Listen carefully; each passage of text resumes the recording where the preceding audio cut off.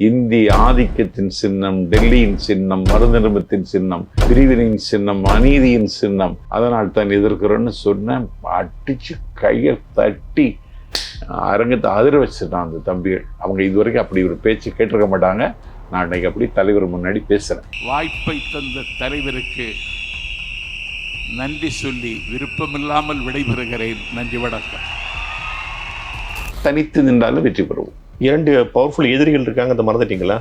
ஒரு எதிரி அஸ்தமனம் ஆயிட்டாரு. யார்? அதிமுகவா? ஆமா.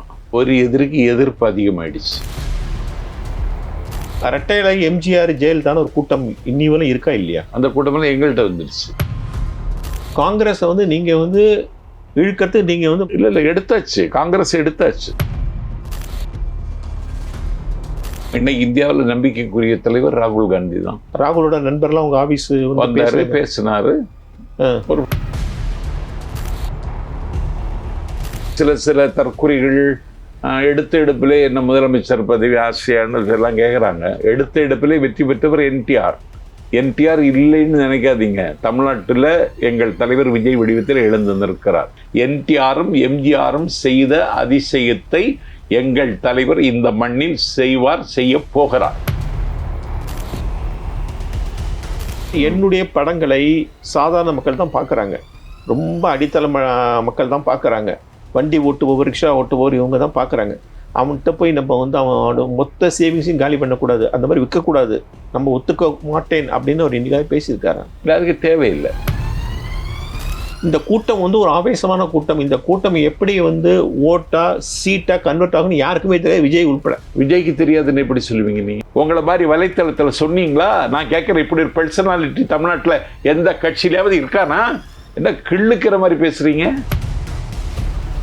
எங்களுக்கு விஜய்க்கு வந்தா ஓட்டு போடுவாங்க. ஆனா விஜயோட சொல்லி எங்களுக்கு விசில். அப்படிதான் நாங்க பேச போறோம். தலைவர் விஜய் நிற்கிறதாகவே நினைத்துக் கொள்ளுங்கள் தான் பேச போறேன்.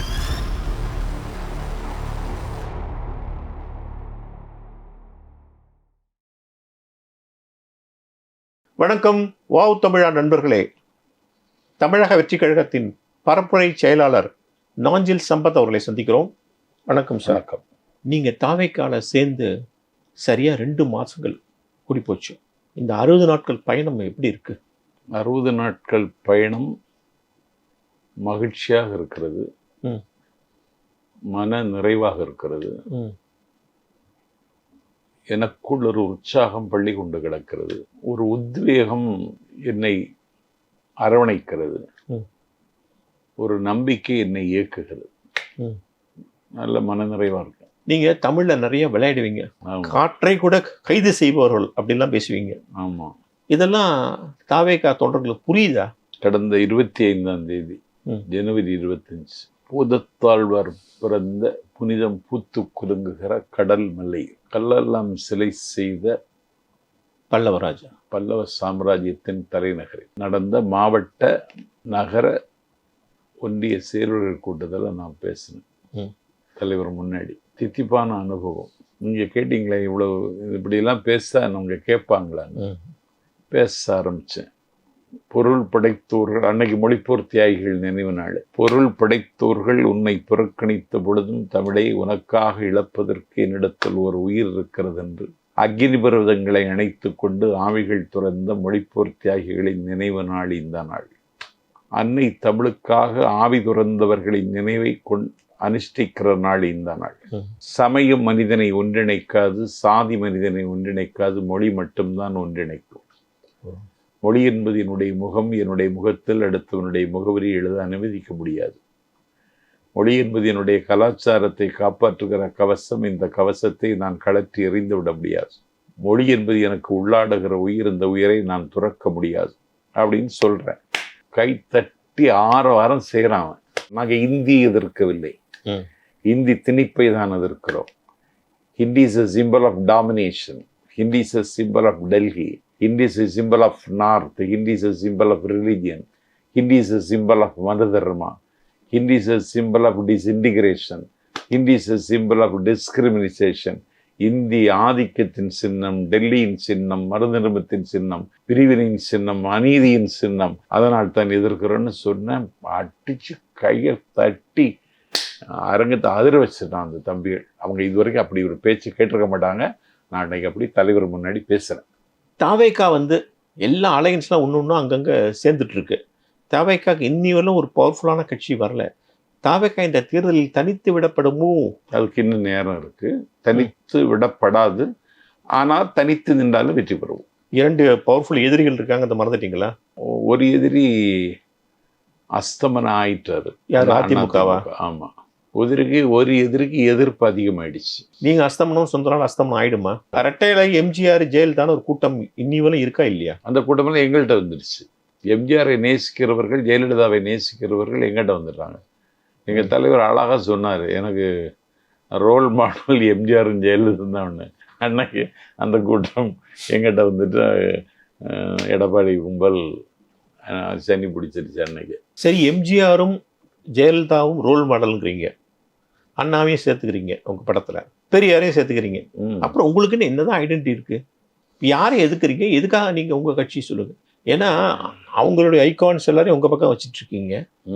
அப்புறம் இந்த கட்சியுடைய எக்ஸிஸ்டன்ஸ்க்கு என்னதான் அர்த்தம் இருக்குது? தமிழ்நாட்டினுடைய வரலாற்றில் எங்கள் தலைவர் நிகழ்த்தி இருக்கிற அதிசயம் பிரமிக்க தகுந்தது. பெரியாரை கொள்கை தலைவராக ஏற்றுக்கொண்ட எங்கள் தலைவர் அதே வரிசையில் கர்ம வீரர் காமராஜரையும் கொண்டு வந்து நிறுத்துகிறார். சரி சரி. இதுவரைக்கும் தமிழ்நாட்டு வரலாற்றில் பெண் குலத்தை சார்ந்த ஒருவரை கொள்கை தலைவராக திமுக உட்பட எந்த கட்சியும் முன்மொழியவில்லை. இன்றைக்கு ராணி வேலு நாச்சியார்.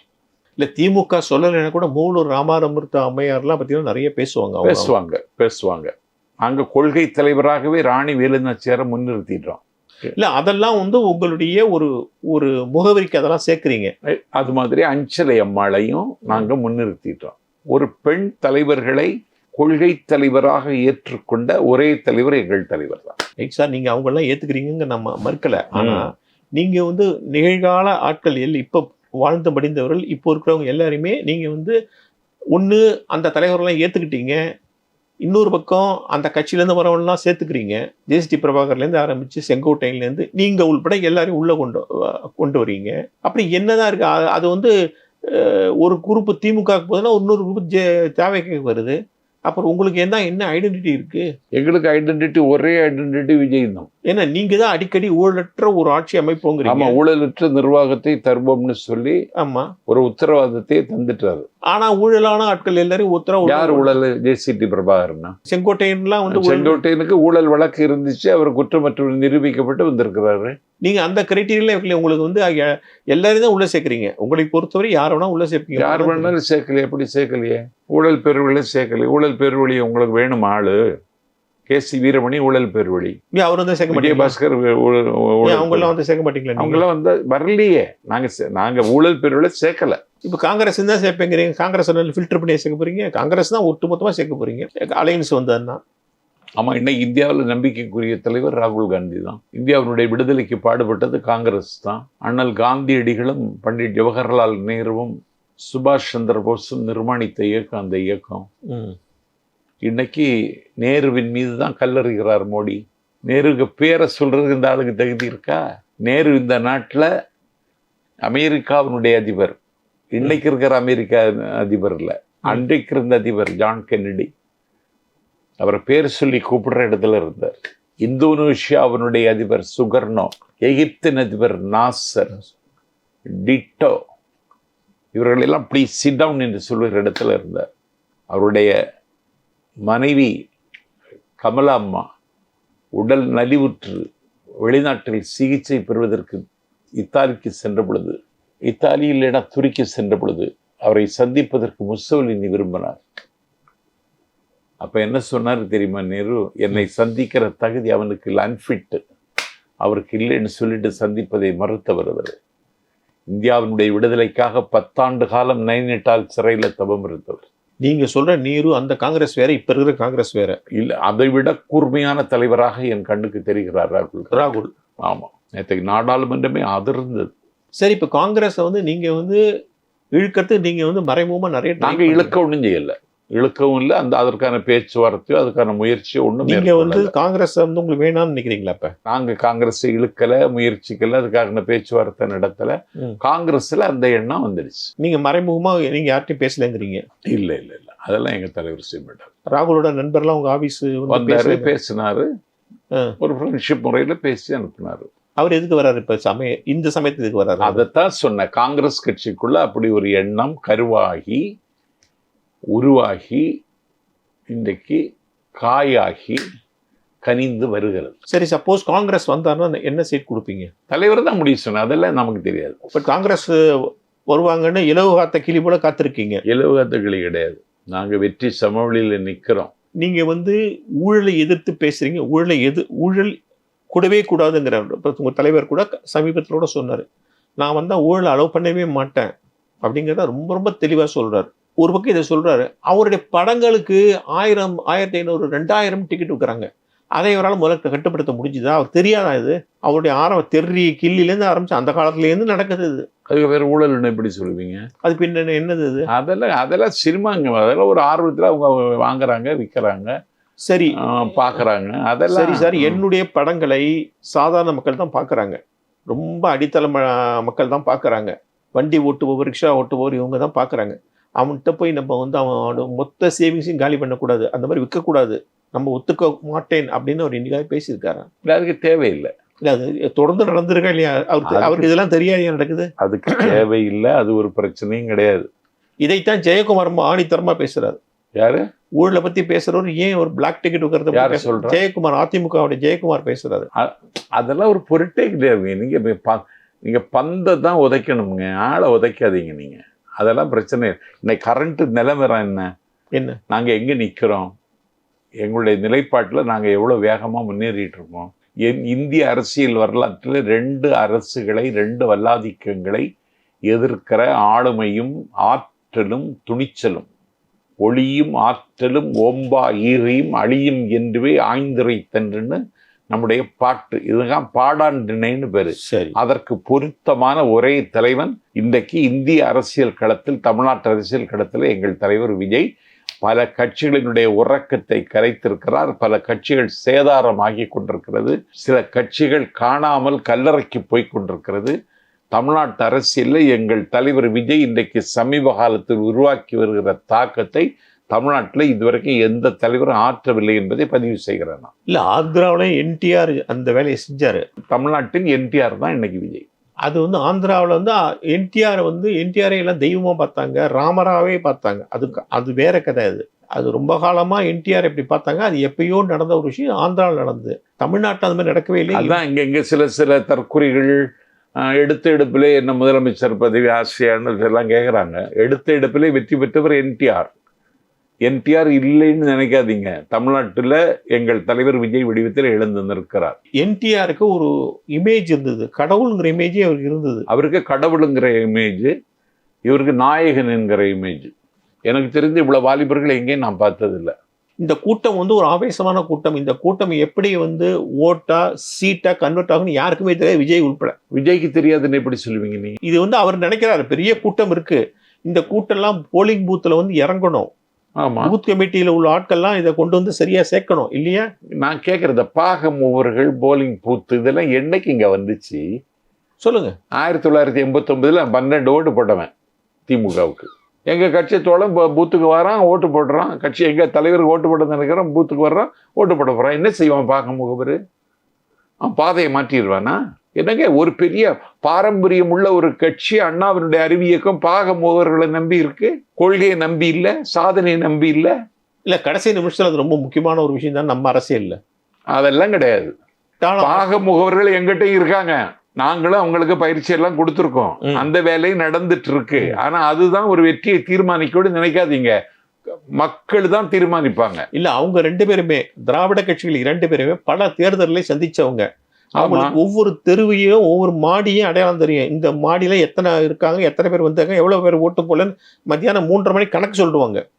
5 மணிக்கு முடியும் போது இந்திய அரசியல் வரலாற்றில் 184 இடங்களை பெற்று ஒரு மாநிலத்தில் ஒரு சர்க்கார் உருவானதுன்னா கலைஞர் சர்க்கார் 71. ஆமா.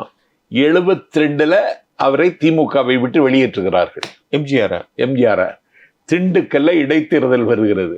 கட்சிக்கு கட்டமைப்பு இல்லை, கட்சிக்கு சின்னம் இல்லை, கட்சிக்கு அலுவலகம் இல்லை, கட்சிக்கு பயணத்தை தொடங்கல.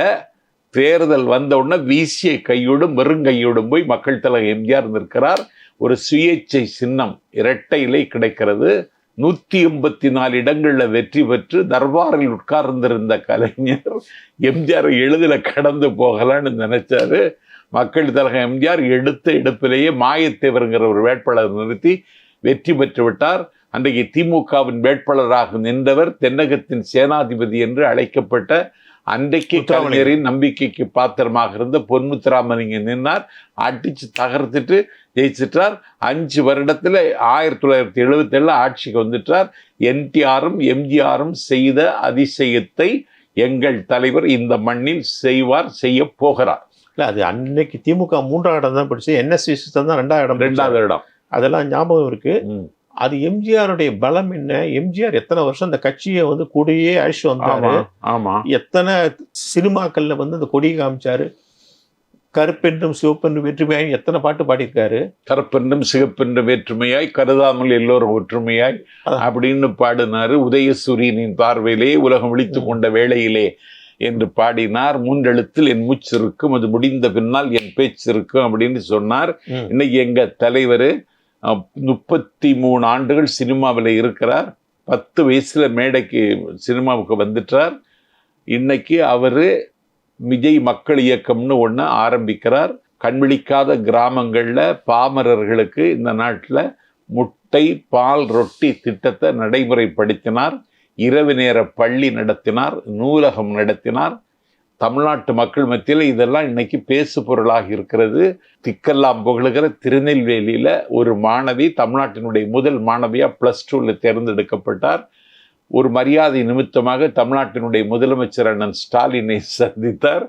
அண்ணன் ஸ்டாலின் அந்த வாழ்த்தினார், எதுவும் கொடுக்கல. அதே மாணவியை எங்க தலைவர் விஜய் வரவழைத்து வைர நெக்லஸ் கொடுத்தார். கேட்டீங்களா? தமிழ்நாடு முழுவதும் எல்லா மாவட்டத்திலையும் முதல் மதிப்பெண் பெற்ற மாணவிகளை சென்னைக்கு வரவழைத்து காலையில் 10 மணியிலிருந்து இரவு 10 மணி வரைக்கும் நின்று அவர்களோடு புகைப்படம் எடுத்து அவர்களுக்கோட உட்கார்ந்து பந்தியில் சாப்பிட்டு வெற்றி பெற்ற மாணவர்களுக்கு தங்கத்தாலான கணையாளையும் வெற்றி பெற்ற மாணவிகளுக்கு தங்கத்தாலான தோடும் கொடுத்த தலைவர் எங்க தலைவங்க. எல்லாத்துலயுமே புரட்சி பண்ணிட்டாரு. துக்கம் கேட்க வேண்டியவர் இவரு அவங்கள அழைச்சிட்டு துக்கம் கேட்டாருங்கிற கதையும் தெரியும்னு எனக்கு. இல்ல அது நாங்க அவர் கரூருக்கு போய் துக்கம் விசாரிக்கணும்னு தான் நினைச்சாரு. அது எல்லாரையும் ஒரே இடத்த 41 வீட்டுக்கும் போக முடியாது. அதனால ஒரு கல்யாண மண்டபத்தை புக் பண்ணுங்க, நான் வர்றேன்னு சொன்னாரு. கல்யாண மண்டபத்தை தரல கரூர்ல.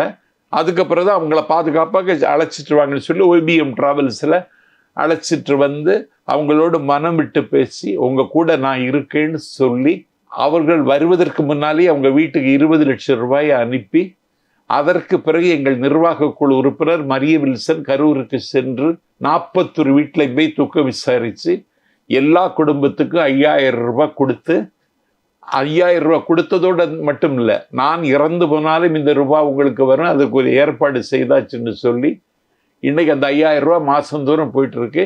ஒவ்வொரு குடும்பத்திற்கும் இன்சூரன்ஸுக்கு ரூபாய் கட்டி இன்னைக்கு அந்த வில்சன் அந்த காரியத்தை செய்தார். ஏதாவது பேப்பர்ல போட்டாங்களா?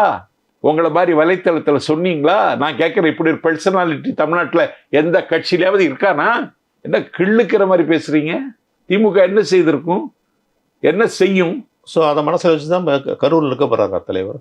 எங்க நின்னாலும் ஜெயிப்பாரு, எங்க நிற்க போறாருன்னு அவர் இன்னும் அறிவிப்பாரு. இன்னைக்குதான் விருப்பம்னு கொடுக்குறாங்க.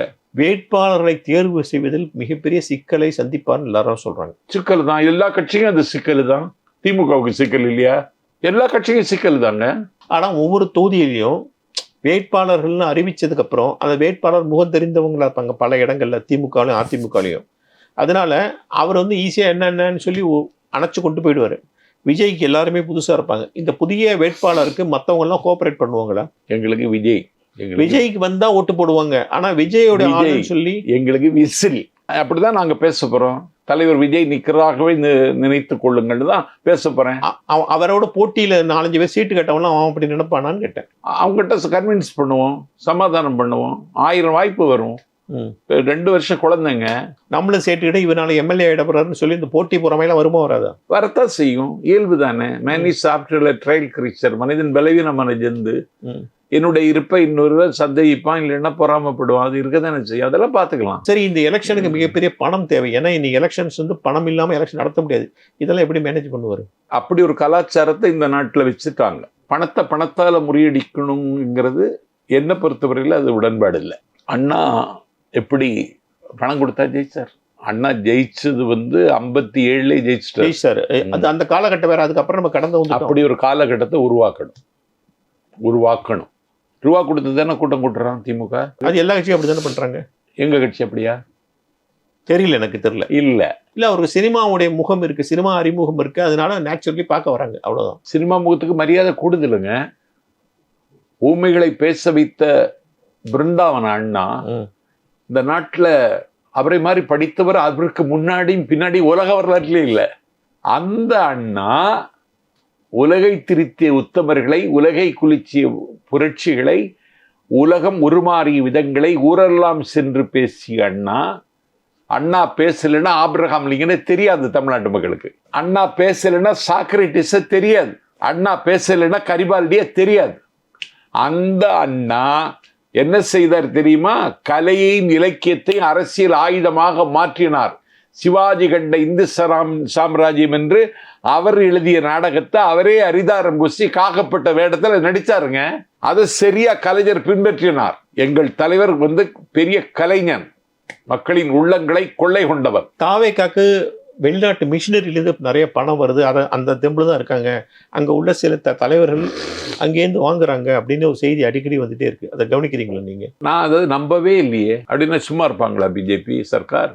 இல்லை, அவங்க தானே சொல்கிறாங்க, அவங்களே சொல்கிறாங்க இந்த மாதிரி சில பணம்லாம் வருதுன்னு சொல்கிறாங்க. அதெல்லாம் சும்மா சொல்கிறது, அதெல்லாம் ஒன்றும் இல்லை. சரி, எலெக்ஷனு நாளைக்கு நான் ஜெயிச்சிருவேன், சிஎம் ஆகிடுவேன்னு சொல்கிறீங்க. ஏன் உங்களால் ஒரு ஜனநாயகன் படத்தை வெளில கொண்டு வர முடியல? அது கோர்ட்டில் இருக்குது. அதை பற்றி ஏன் நம்ம பேசுகிறோம்? வரும், அது தேர்தலுக்கு முன்னாடி வந்துருமா? வரும் அப்படிதான் நான் நம்புகிறேன். இன்னைக்கு பத்திரிகை செய்தி அப்படி தான், அது வரும். அதெல்லாம் கோர்ட்டில் இருக்குங்க, அதெல்லாம் பேச வேணாம். தாவேக்கா வந்து விஜயோட மிகப்பெரிய கூட்டத்தை நம்பியிருக்கு. அந்த கூட்டம் வந்து ஓட்டா மாறும்னு நினைக்குது. ஆனால் உங்கள் நினைவுக்கு ஒன்று சொல்ல கேட்டுருங்க.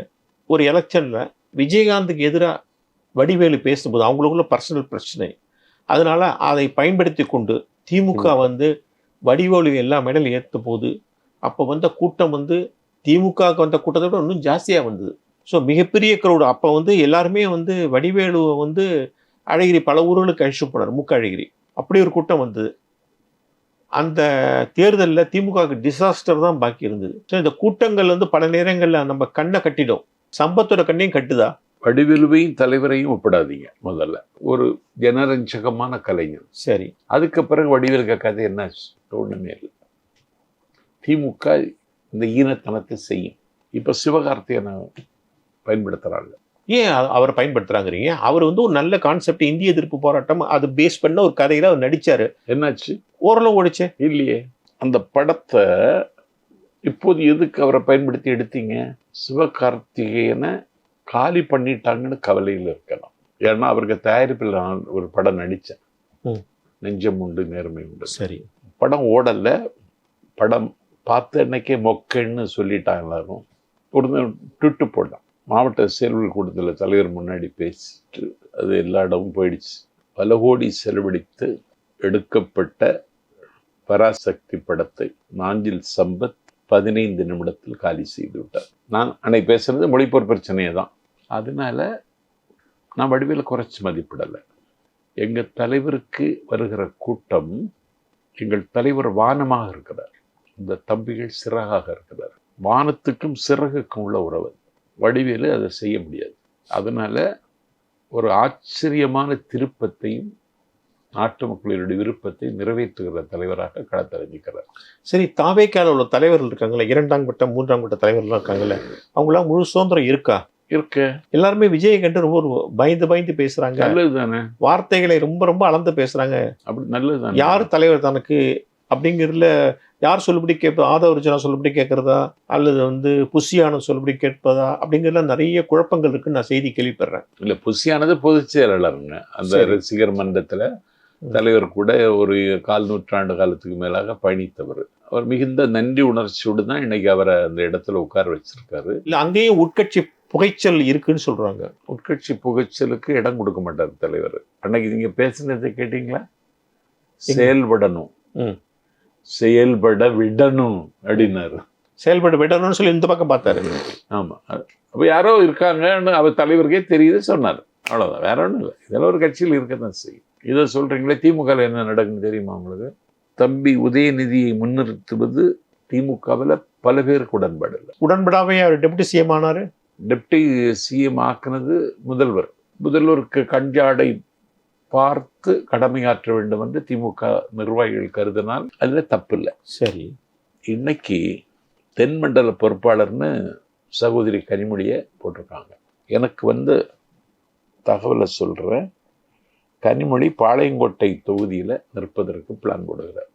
நாடாளுமன்ற குழு தலைவர் ஸ்டேட் அரசியலுக்கு வர்றாங்க. நீங்கள் வந்து திமுகவுக்கும் எங்களுக்கு தான் நேரடி போட்டி, அதிமுகலாம் நாங்கள் சீன்லேயே இல்லைங்கிறீங்க. ஆனால் இப்போ சமீப காலமாக அதிமுகவினர் வந்து நீங்கள் எப்போ அதிமுக ஊழல் கட்சின்னு சொன்னது உங்கள் தலைவர் சொன்னாரோ, அதுலேருந்து எடப்பாடியும் சரி, மற்றபடி வேலுமணி, வீரமணி மற்றும் ஜெயக்குமார் உள்பட எல்லாருமே வந்து உங்களை டைரெக்டாக அட்டாக் பண்ண ஆரம்பிச்சிட்டாங்க. கவனிச்சிங்களா? அது எங்கே கேட்கும்? அவங்க அட்டாக் பண்ணால் யாருக்கு கேட்கும்? அது எந்த தாக்கத்தை ஏற்படுத்தும்? தொண்டாமுத்தூரை தாண்டி எங்கேயும் கேட்காது வேலுமணிக்கு குரல். எடப்பாடி குரல் எங்கேயும் கேட்காது. நான் கேட்குற ஒரே மேடையில் அதிமுக ஆட்சி வரும்னு யாருக்கு மேடையில்? இந்தியாவின் பிரதமர் அதிமுக ஆட்சி வர்றதுக்கு ஓட்டு போடுங்கன்னு பேசிட்டு உட்கார்ந்துட்டாரு. அதே மேடையில் இந்தியன் பிரைம் மினிஸ்டர் வணக்கத்திற்கு நரேந்திர மோடி தேசிய ஜனநாயக கூட்டணிக்கு வாக்களிங்கிறார். தேசிய ஜனநாயக கூட்டணி ஆட்சி அமைக்கும்ங்கிறார். அதிமுக ஆட்சின்னு சொல்லவே இல்லை. நீ எதுக்கு அந்த கட்சிக்கு பொதுச் செயலாளர்? எடப்பாடி எல்லாம் தமிழ்நாட்டு அரசியலில் ஒரு எக்ஸ்ட்ரா லக்கேஜுங்க. டிடிவியை நீங்கள் விட்டுட்டீங்க அப்படின்னு ஒரு செய்தி வருது. டிடிவி தான் காணாமல் போயிட்டாரு. இல்லை, அவர் அங்கே ஐக்கியமான காணாப்பிட்டு வர போயாச்சு, தெரியாது அவங்களுக்கு. அந்த கட்சியில் ஒரே ஆள் அவருக்கு ஃபீடு பண்ணுறவன் மாணிக்கராஜா, ஜமீன், கடம்பூர் ஜமீன். சரி, மாவட்ட செயலெல்லாம் கூட்டிகிட்டு போயிட்டாரு. காணாமல் போகிற ஆடுகளில் அது ஒரு ஆடு. டிடிவிக்கு வந்து ஒரு 15 தொகுதிகள் அவர் சொன்னால் கேட்கறதுக்கு 15 ஓட்டுருக்குல்ல. அதை இழந்துட்டீங்களா நீங்கள்? இல்லை, அது என்ன ஒன்று சொன்னால் அதை இழப்புன்னு எடுக்கக்கூடாது நீங்கள். அது அவங்க குற்றமே தவிர எங்கள் குற்றம் கிடையாது. நீங்கள் தான் வந்து எனக்கு யாரும் தேவையில்லை மிதப்பில் இருக்கீங்களே. இல்லையே, தேவையில்லைன்னு சொல்லலையே. நாங்கள் தான் ஆட்சியிலும் அதிகாரத்திலும் பங்குன்னு சொல்லி இன்னைக்கு ஒரு பெரிய அதிர்வலையை உருவாக்கி எல்லா கட்சிகளும் இன்றைக்கு அதை பேசுற நிலைமைக்கு நாங்கள் உருவாக்கி இன்னைக்கு காங்கிரஸ் கட்சியிலேயே இன்னைக்கு ஒரு ஒரு பூகம்பத்தை உருவாக்கி இருக்கோமே. ஆரம்பத்துலேருந்து அவர் அறிவிச்சிட்டாரு விஜய். பட் அது எடுத்துக்கலையே யாரும். இல்லை, எடுத்தாச்சு, காங்கிரஸ் எடுத்தாச்சு. ராகுல் காந்தி பேசும் பொழுது 8 பேரை நீக்கிட்டாங்க. அதில் ஒரு ஆள் திமுகவுடா இல்லை. ஏன்? இதுதான் அரசியல். சரி, விஜய் வந்து சமீபத்தில் உங்கள்கிட்ட என்ன பேசினார்? அன்னைக்கு பார்த்துருந்தானா மாவட்ட செயல்கள் கூட நான் ரொம்ப என்ஜாய் பண்ணேன்னு சொன்னார் என் பேச்சை கேட்டுட்டு. நான் அதுக்கு முன்னாடி அவரை போய் தனியாக இருக்கும்போது போய் பார்த்தேன். எப்படி இருக்கு, ஹாப்பியாக இருக்கீங்களா அப்படின்னு கேட்டார். நல்லா இருக்கேன் அப்படின்னு சொன்னேன். எந்த குறையும் இல்லை, குறையொன்றும் இல்லை கோவிந்தான்னு சக்கரவர்த்தி ராஜாஜி சொன்னது அப்படின்னு நான் நினச்சிட்டு சொன்னேன். நீங்கள் தேர்தல் நிற்க போறீங்களா? நிற்கவே மாட்டேன். ஏன்? எனக்கு பிடிக்காது. வைகோ காலத்துலேருந்தே உங்களுக்கு ஒரு ஆஃபர் வந்து எனக்கு தெரியும். ஆனால் நீங்கள் நிற்க மாட்டேன்னு சொல்கிறீங்க. நிற்க மாட்டேன். இப்பயும் அது அப்படியே உறுதியாக இருக்காது? நான் உறுதியாக தான் இருக்கேன். ஏன் தேர்தலை கண்டு சம்பத் பயப்படுறாரா? இல்லை, எனக்கு அது உடன்பாடு இல்லை. அது தேவையற்ற ப்ரெஷர் நினைக்கிறீங்களா? பெரிய ப்ரெஷர். காத்திருப்பதும் பிடிக்காது, காக்க வைப்பதும் பிடிக்காது. இது ரெண்டும் செய்யணும் எம்எல்ஏ ஆனா. சரி, சமீபத்தில் வந்து ஹச்ராஜாவை போய் ஹாஸ்பிட்டல் சந்திச்சிங்கன்னு நான் படித்தேன் ஒரு செய்தி. என்ன சொன்னார் அவர்? பார்த்தேன். ஏன்னா தமிழ்நாட்டு அரசியலில் ஒரு தேவையான ஆள் ஹச்ராஜா. அவருடைய பேச்சில் சனாதன வாடை வீசும். ஆனால் துணிச்சலாக பேசுவார். நான் போய் பார்த்ததுக்கு போன உடனே நான் பார்த்து வணக்க வச்சு என்னுடைய அன்பான எதிரிக்கு இப்படி வந்துருச்சு அப்படின்னு தான் சொன்னேன். அதுக்கு நாங்கள் ஒரே மேடையில் விவாதத்தில் எல்லாம் கலந்துருக்கோம். பரமக்குடி முத்தாலம்மன் கோவிலில் உற்சவம் அதுக்கு 3 பேரை பேச கூப்பிட்டாங்க. ஒன்று ஹச் ராஜா, ஒன்று நாஞ்சில் சம்பத், இன்னொன்று தமிழறிவு மணியன். அப்போ இந்த சீனியர் படி தானே விடுவாங்க, ஆமாம், என்ன முதல்ல விட்டுட்டாங்க. எனக்கு தலைப்பு வந்து தொண்டர்தம் பெருமை சொல்லவும் பெரிது. நான் அந்த விழாவில் வாளால் மகவரிந்து ஊட்ட வல்லே நல்லன், மாது சொன்ன சூழால் இளமை துறக்க வல்லே நல்லன், நாளாறு கண்ணிடந்து அப்ப வல்லே நல்லன், உனக்கு ஆளாவது எப்படியோ அப்படின்னு சொல்லி அந்த பாட்டை சொல்லி நான் அதுக்கு விரிவுரை நிகழ்த்தினேன். அதுக்கு பிறகு பேச வந்த ஹச் ராஜா, வாரியார் இல்லை என்கிற குறை சம்பத்து நீக்கிவிட்டார். சம்பத்தை எப்படி வாழ்த்துவதுன்னு எனக்கு தெரியலன்னு மனம் திறந்து பாராட்டினார். ஸோ அரசியலுடைய பரபரப்பான சூழலில் எங்கள் ஸ்டூடியோக்கு வந்து நிறைய விஷயங்களை ஷேர் பண்ணிட்டீங்க. மிக்க நன்றி. நன்றி.